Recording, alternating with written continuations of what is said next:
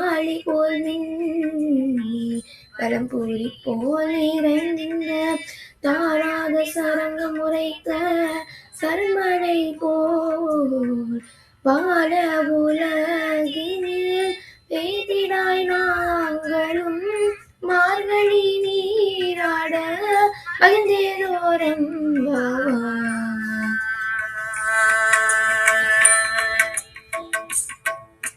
இதற்கு பொருள் என்ன கோதை?